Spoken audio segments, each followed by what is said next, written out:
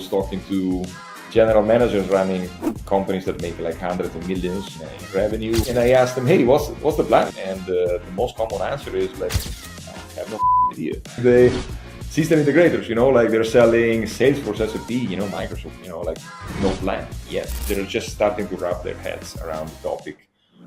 1, 2, 3, 4. Welcome to the Small Business Black Holes, the podcast that shines a light on the hidden challenges of scaling a business. Hosted by Alan Pentz, each episode explores the critical shifts entrepreneurs make as they grow beyond $1 million, $5 million, even $30 million, and move from brute force to sustainable professional growth. Stay with us as we uncover what it really takes to escape the black holes of business and scale with intention. So today we have a very special international guest, Luca Rossetti, which he informed me is the perfect American way to pronounce his name. And he is one of the founders of Control N, and he's calling us in from lovely Milano. Luca, welcome to the podcast. Thank you, Alan. Thank you for having me. It's a pleasure to be here. And I miss the States, so happy to be here. Awesome, Luca. So tell us a little bit about Control N. I was taking a look at the website. It looks kind of interesting. So give us an overview. Yeah, that's the project that brought me back out of retirement. So long story short, I've been living like in the Bay Area for quite a bit, from the 2012, 13, 12. And then over there, like I started a tech company, and then, I grew it. I went through the usual Silicon Valley craziness, like roller coaster. And then at the end, we were able to actually successfully sell it in 2021. Lockup expired in the beginning of 2023. And since then, a little bit of well-deserved holiday, right? And then all this major paradigm change happening with all the AI. And, like my former CTO and some of the other people that I've been working with in my previous venture started to, push and increasingly, increasing the pressure on, the excitement on AI, and pushing for me like to do something with it and do jump and dance again. Like I don't know if it's going to be the last one, but definitely like another dance. So, and that's how Control N started, right? So it is like our way to play our role in this like AI transformation, I would say. And toward the end of last year, we started to wrap our heads around, what is that we know how to do like very well, what everything that's going on in the in the field, and we started to like literally like started from scratch. Actually, this is the exciting part. It's probably the one that I enjoy the most. The very early stage when you're building, you are starting to get traction, identify your users, go to market, product market fit, and then, improve the product, like build something that doesn't scale and get feedback, reiterate, get back to market and again and again and again until you build a product that actually your users love. So that's the stage. So that's what we're doing right now. It's great. So it looks like you guys it looks like you're doing kind of like enterprise AI models or AI search for enterprise and knowledge assistant kind of stuff. Is that generally what it is? Yeah. So when we're, trying to assess the market, we were trying to figure out where was a space where we could, use everything that we have learned and leverage everything that we have learned and, and try to make the difference in this AI adoption. We found out that there's like a huge gap between, what, let's say, developers and AI tech savvy users today are doing and what actually the average user is trying to do, right? So it's, and that's where we started to, to build our knowledge and where we wanted to play. So technically what we're building is that layer, that sits on top of the business applications, and documents and everything that goes with it. And is that layer that is essential to, to adopt AI and to be able to actually adopt agentic workflow automation successfully. now everybody, you're in the States, so you know exactly what's going on, especially in the Bay Area. Everybody's got an agent, and if you don't have like a swarm on agents, you're kind of nobody. And And that's not a Hollywood agent yeah, who yeah, gives you exactly, acting exactly. jobs. So basically, I think this word is very loosely defined.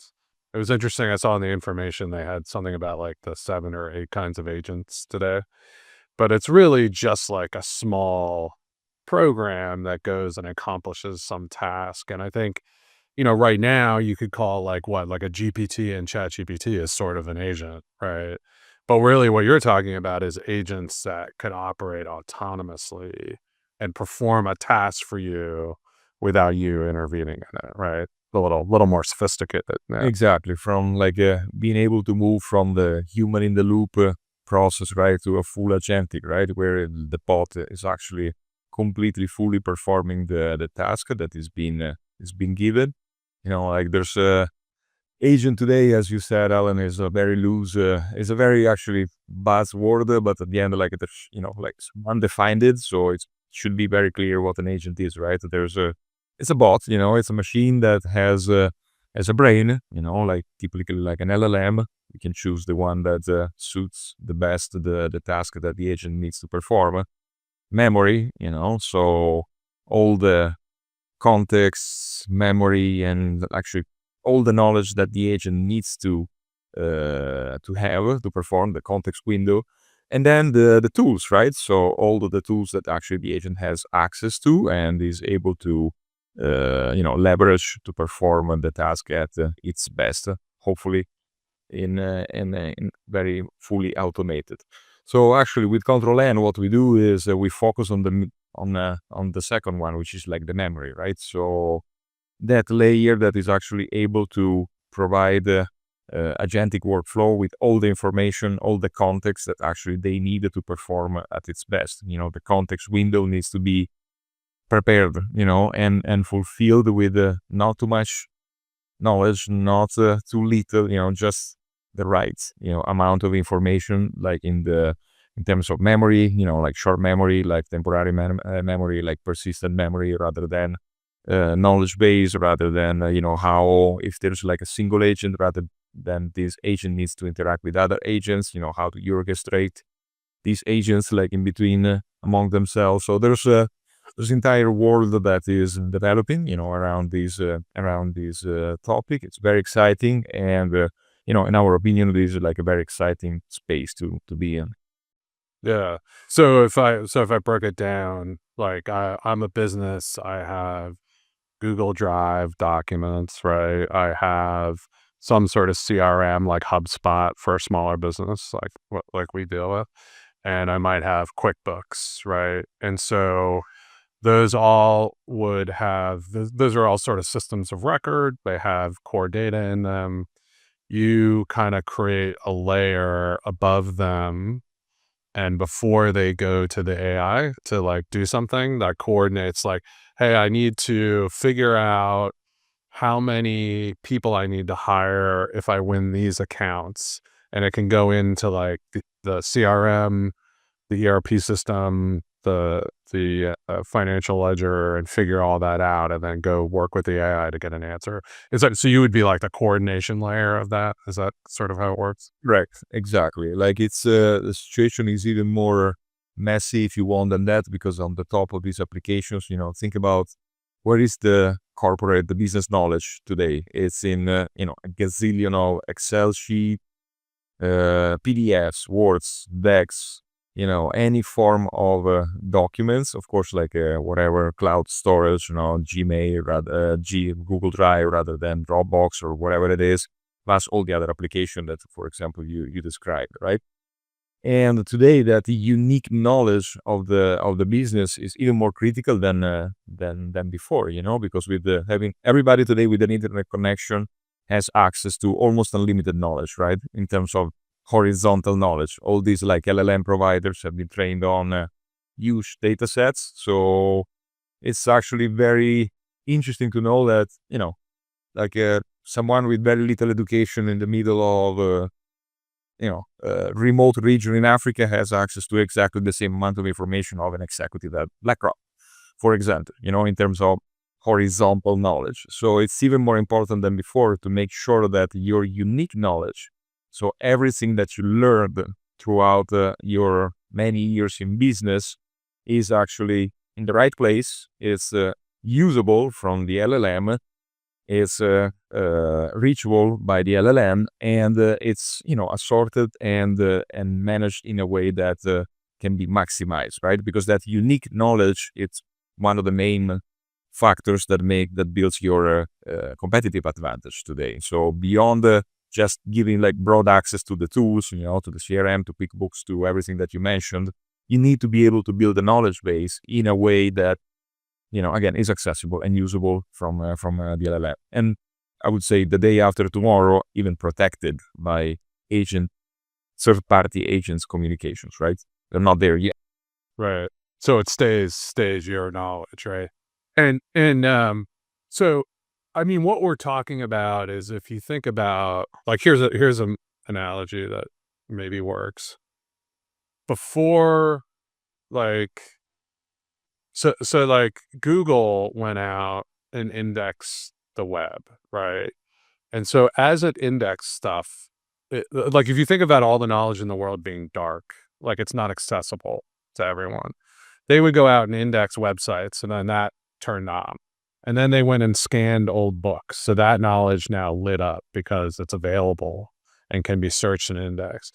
And so what you're doing in an organization is saying, AI, this is one of the powers of AI, I think, is there's all this kind of like tacit, dark knowledge within organizations that can now be lit up. So not only is it the Google Docs and the QuickBooks, it's like, how do we accomplish our tasks? What have we learned from all the data of working with our customers? And that all is in like weird in-between states of being known and unknown. And it's known tacitly, it's known explicitly in some places, but it's not consistent. And so now AI will be able to light all that up and turn it into real knowledge that you can work with and you can access and make value out of. Is that sort of a analogy to 100% correct. That's exactly it. It's all right. First, If you use that, you have to quote me. Huh? Okay. Yeah, I will. If you use that, you have to quote Yes, me. I will use if I have a hard time in the future. But it's correct, 100% correct, Alan. So that's like it's every business today needs to. I mean, there's AI brings like opportunities and threats, right? So as an opportunity, if you're able to ride the wave, definitely you're gonna have an advantage compared to others that are gonna be slower or potentially not even jumping on that wave. I know that it sounds like crazy for people like you and me that are, living and breathing technology every day, but I can assure that there's still a decent percentage of the population that is just thinking, it's fine, I'm going to survive without AI, or it's not even looking at it, same as when in the probably late 90s, early 2000s, people would think, oh, I'm not going to have a website, right? I'm not going to use the internet. I'm still going to stay local and sell my clothes, just Stay dark. exactly. Right? So Yeah. And if I have the sense, like my friends, if they're 55 or older, they're hoping they'll just get to the finish line before they have to deal with it. It's sort of the attitude, I think. I know. That's exactly unfortunately, it's one of those things where, it can bring so much good in our lives, not at only a professional level, but even at our, private life. Think about, all the possible applications into private life. I'm not talking about control N per se, right? But the similar way, imagine organizing everything that is about your health, all your previous blood works, your food intolerance, rather than the medicine that you're taking, rather than your workout, your sleep. Connect multiple applications, for example, from your whatever you use, Whoop, rather than Garmin, rather than other tools, and be able to to feed all of this into an LLM, and then keep track of what happens to you every day as a feedback loop to provide more context to the AI, and 100% positive. If someone is already working on this 100%, I don't know that, but for sure it's happening, and you're gonna benefit from it. I mean, it's better than having, I don't know, best physician ever, right? So just Yeah, and I was talking to this woman who does some content development with me. I'm actually meeting with her a little later. And, like, she's an extreme athlete, working for this, marketing company. And talking to her, I was, like, trying to get her to understand what AI could do for her. And I'm like, "Think about how you love, I don't know what it is, running up mountains or whatever it is, right? Not that I wanna do, but, and there's a group of people in the world that are super into that. And, like, AI just takes away a lot of friction, or will, I don't think it's quite there yet, right? But will take away so much friction from you being able to express that. However, it that can be a business, right? So you could build a business that you could just do this and talk to people about how extreme sports, extreme fitness challenges work, and like all there's a whole bunch of people that are super into that.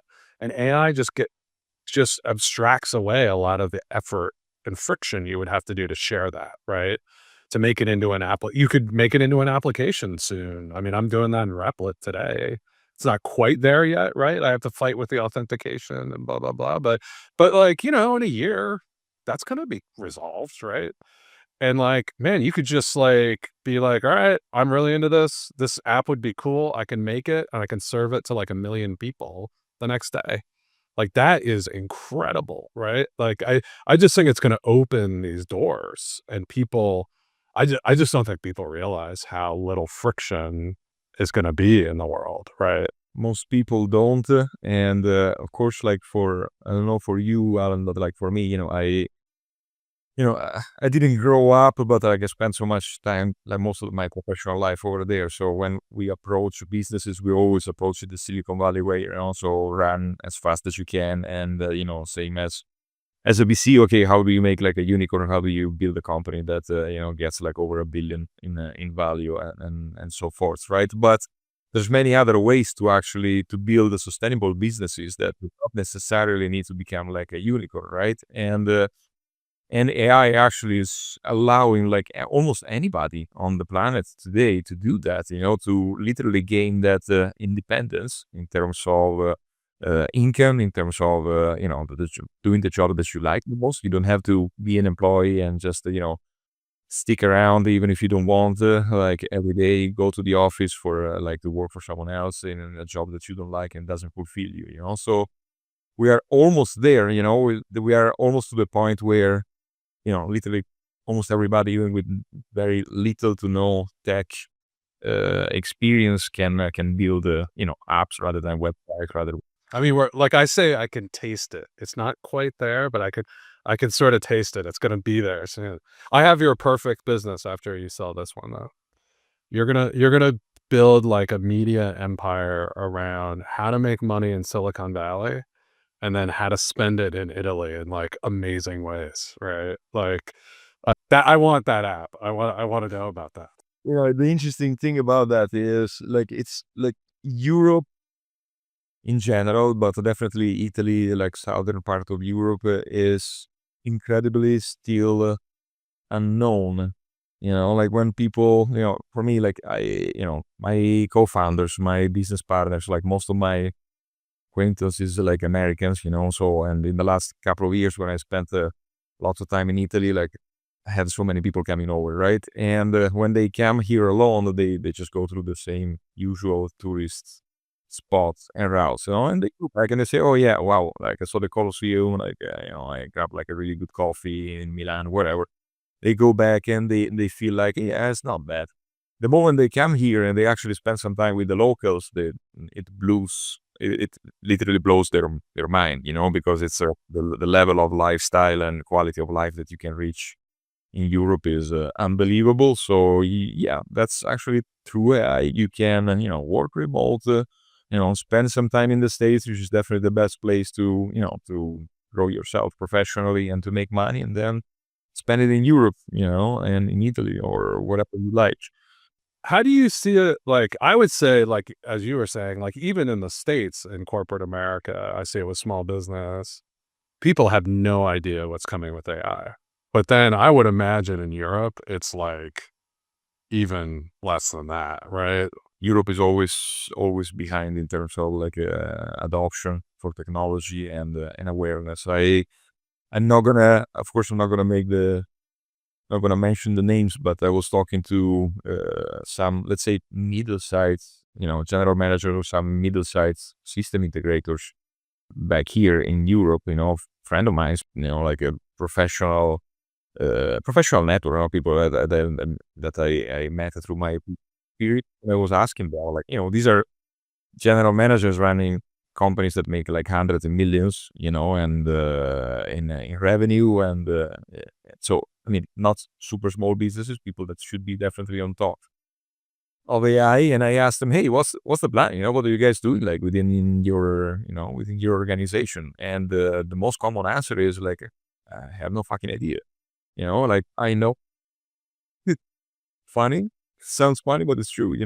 Like the system integrators, like they're selling Salesforce, SAP, Microsoft, whatever, like one of these, they're definitely helping, companies to adopt and engage with these suppliers. And their vision of AI is, okay, Salesforce came up with Agentforce, and let's figure out how to tap that, some sort of automation, like in our clients' processes, right? But in terms of like studying AI, like being on the top of the curve, understanding technology, building something in-house, like no plan yet, and they're just starting to wrap their heads around the topic right now, right? If you go to Silicon Valley, literally, I mean, I was there, a couple of months ago for a while, and, grab an Uber, which still has like a human driving, because if you get a Waymo or a Tesla, that doesn't come with a human anymore.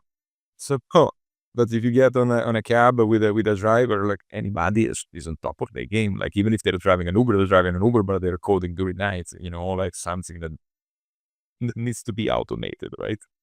And there's very, very different, degrees of awareness in terms of adoption, and that's actually was one of the gaps that we identified as a business, right? That's why actually our solution is not targeting like big enterprises, but mostly like small and medium businesses, because these are the ones that have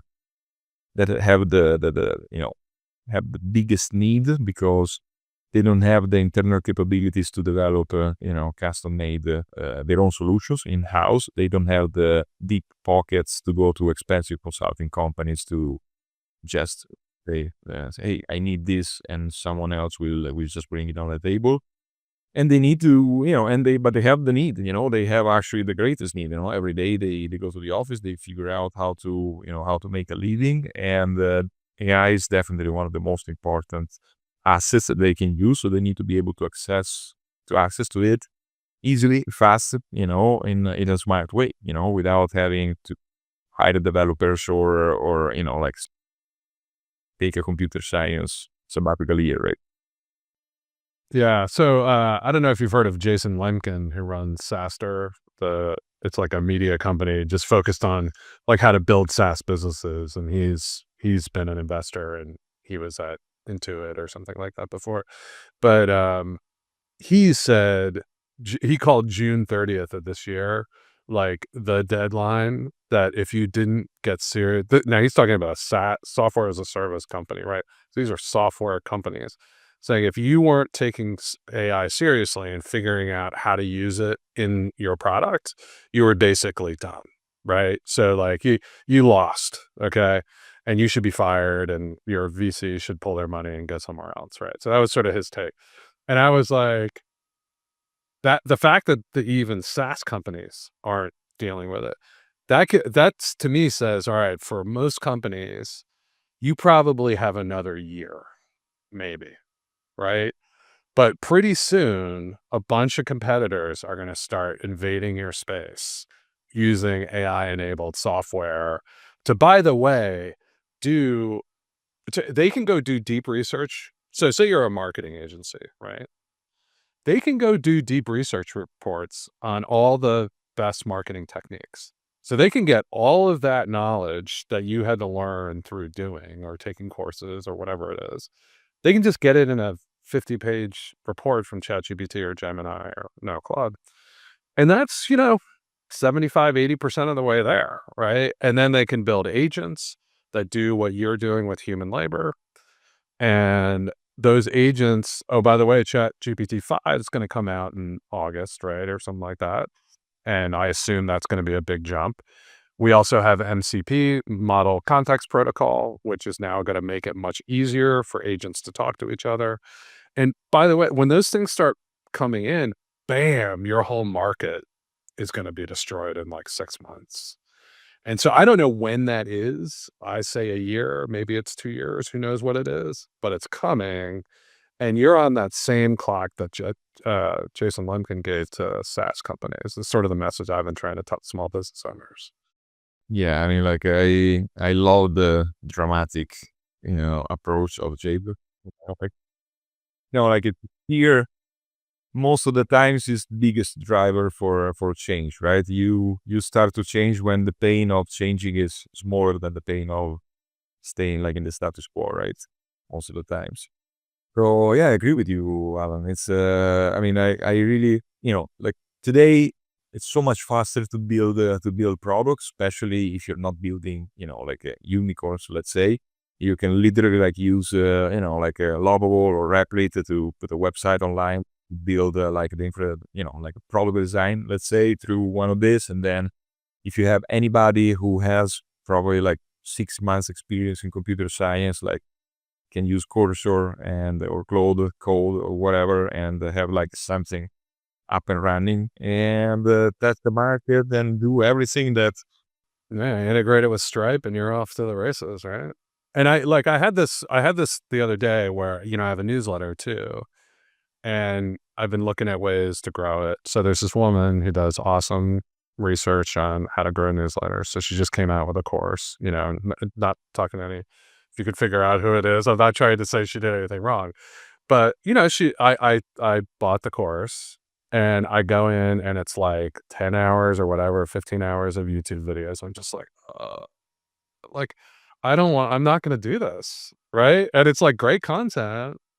And I'm like, how courses are just got these kind of things, right? Where you're trying to learn how to do this thing in business. It's like, just give me an agent that goes into my beehive and tells me what to do, or just does it, right? Like I don't want to watch your video anymore, right? Or I want to watch very little of it just to know, hey, the agent's going to make 3 choices here. Which one should you make?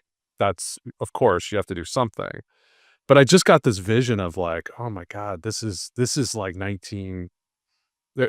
2010, and 2026, it's going to be a different game, right? And none of these people know it. Yeah, and it's also like it depends from the audience, but like not talking about anaggraphic age, but newer generations for sure. None of these youngsters is going to watch like a 10 hours video. What they're going to do is what you and I probably do. When you see 10 hours, you connect it. I have my own product, but otherwise I would go to Notebook LM, like connect the link, you give me a summary, tell me, and make sure that you tell me everything that I really need to know about that video. I read it in 10 minutes and I feed it into another LLM, and the LLM like makes something, with that executive summary that I expected in 10 minutes rather than 10 hours, right? So yeah, like all of this is something that I think and that to me is the middle. That's where we are now, right? Is like, at least the people on the cutting edge is like, hey, I'm just going to get it into something that can summarize it for me. And then the next step, which is very short, is like, it will just create it. I will just create an agent that will do it for me. And I don't even have to sit there and read it. That's also like, imagine like until you just mentioned one of the easiest business cases, right? You want to meet you need content. You're searching for content and just to reskill yourself to get something, to get, some sort of information. Take that content, which usually is like on post, a link, an article, a video, whatever form it is, like getting on our platform or whatever platform is trying to do the same, and then summarize the content, read the content. Is the content okay? Yes. Like send it like into like copy and paste into another chat, create a prompt out of that content, like build an agent not like a basic agent that just has the mind of whatever content you just downloaded, add some tools to the agent, and tell the agent to just add that agent to your workspace. And Yeah. now all of a sudden you have a specialist, that has some skills and can bring value to the table that you didn't have before, right? 100%. One of the easiest use cases. If you do this in an hour, I would say, in the middle, you even have time to drink coffee. You, yeah, I've hired like an expert in whatever you need to do, and you build like a team, and you're working on something, right? If you do it the old way, it's gonna take you a week. So of course, it's easy to predict which one of the two businesses will succeed, right? In the next, So, all right, so let me go back to your product in particular, though. Like, do you have this worry that, like, OpenAI comes down to like eat the part of the business that you're trying to do, this coordination between agents? like in our case, no, but that's because that was like our most important focus point where we were thinking about the product and where to play, right? So if you go back in time, not that much, just 7-8 months ago, 9 months ago, like the best in terms of performance product out there mostly were wrappers, right? Even on what a wrapper is, like there's different theses, right? As a wrapper for me, it's just like an LLM with a different interface, right? And a fancy prompt, right? But of course, if that is your business, it's very easy to set up, very easy to ship it to market, very easy to make money eventually, but it's also very easy for one of these like LLM providers to just update the model, build some feature, and all of a sudden just, make it disappear from the market all of a sudden. So if your goal was, let me go to market, make some quick box, and when it happens, it happens. And in the meantime, I made some revenue. Great. If your goal was to build a sustainable and defensible business, of course, that was not the best strategy, right? So was one, probably the main factor of our thinking process in terms of positioning and finding the right space, right? So today, if you want to stay protected from the LLM providers, like you need at the end, like you still need to write code, like and software on top of the application between the brain and the rest, So it's being sustainable and defensible is not easy, but it's still possible. I mean, also that's one of the reasons why we are in mainly in Europe, UK, and Middle East. So that's not because you cannot use our service like in the United States, but because regulatory compliance adds one level of complexity that the hyperscalers in the United States don't want to deal with yet. They will deal with it in 30, 36 months, 42 months, something, but not today, right? So Europe, the UK, and Middle East are following Europe on this. You need to make sure that the data doesn't train the LLM, that the data stays in Europe, doesn't go overseas. It's there's a lot of compliance that definitely makes the playing LLM providers like not a fit today for business, and that's one of the things, right? But So I guess right now, so are you guys pre-launch or are you guys out selling your products currently? so we are in stealth still right now. We have like alpha users on board. So we started to deploy the product 4 weeks ago. So we onboarded like a bunch of teams a little bit all around the planet in the Middle East, in the UK, in Europe, in the US, in California, South Korea, Japan. Anyway, we just onboarded like our alpha, and the alpha served as like initial feedback on the MVP and the platform. So now we are actually reiterating on that feedback, and next Monday we're going to release the upgraded version of the software for the alpha, and we're going to add more users, beta users. And by the beginning of August, max half August, we're going to be releasing to everybody, So we're going to be working. That's awesome. Yeah. So it's What and what is your like ideal customer at this point, you think, like the profile? startups, small businesses, anything below, I would say like 500 people company. We're gonna go heavily after funded startups in the beginning. That doesn't cut off the small businesses in general, but let's say our perfect persona as a users in the beginning is like a somehow tech savvy, founder, professional, prosumer, someone who has some exposure to technology. It's not like completely new in terms of like AI adoption. The reason why we want to go after them is because this is the shortest loop between release, feedback, and reiteration in terms of building the product and understanding the feedback of your users. So that's what we want to do for the next few months. Of course, I mean, even just like by talking to people that I know and and professional network, it's difficult to stumble in a business that doesn't need something like this. In fact, there's traditional business. I was having a conversation yesterday with a company that it has like probably around 40, 50 employees that deals with non-performing loans, and they're saying, hey, look, like we spend so much time in due diligence, reviewing contracts, and like I always wanted to look at all the contracts to try to predict, like the default percentage of like a future contracts. And so at the end, all of these are applications that can easily be performed with a product like ours. And of course, we're going to be happy to have them on board.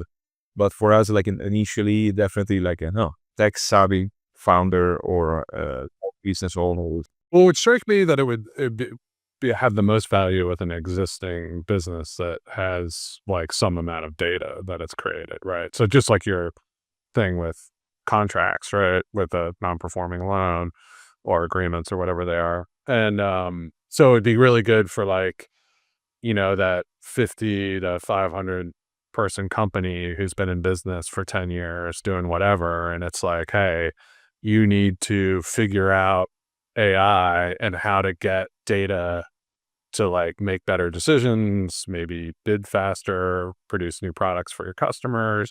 Like it seems ideal for that. Whereas like for a startup, there's just not that much data around to coordinate, right? I don't know, but Yeah, or maybe that's even my it's unbelievable even how like a startup that is like 1-2 year old, how the amount of documents that are just floating around in nowhere, right? Like if you like imagine like a Google Drive, Dropbox, like cloud storage in general, how many times did you work on your like Excel sheets rather than documents, PDF deck, investor decks rather than sales assets, rather than everything that you've been using for content creation, marketing, writing your posts, like managing your social media, your SEO, everything. All of this, even in a young startup, is well messy in like almost everywhere, right? So having like that, unique hub layer that is able to, like build your unique knowledge base and be able to query that knowledge base and connect to all your applications when it comes to whatever task you need. Sometimes it's strategic decisions. Some other times it's just, hey, I want to write content faster. I want to, figure out whether the contract that the supplier sent me is legit, or there's some, potential issues by signing the contract, so legal, content creation, copywriting, rather than, like everything, sales, outreach, cold outreach, like automation of templates for sales representatives. Like everything can be done faster, easier, and smarter today, for sure. Yeah, that's awesome. Well, Luca, this has been amazing. I think it's a huge education for people in my audience. And so if, we have some businesses in your size range. So if they want to reach out, like what's the best way to get to you guys? Through my LinkedIn, email, the website is going to be probably searchable in a couple of weeks. We're gonna put it live. So my LinkedIn is definitely like the best platform, or the website in just quite a bit. Yeah, and it's Rossetti with one S. So a lot of people use two S's, right? So Well, Luca, this has been awesome. Thanks so much for being on the pod. I enjoyed it, actually, Alan. It was really good. Like, thank you for inviting me. Like, very nice time together. You've been listening to the Small Business Black Holes podcast with Alan Pentz. For more insights on mastering the new game, follow @apentz, that's APENTZ on X, and make sure to subscribe to the podcast so you don't miss a single episode. Thanks for tuning in, and remember, in today's world, you don't follow the rules, you write them.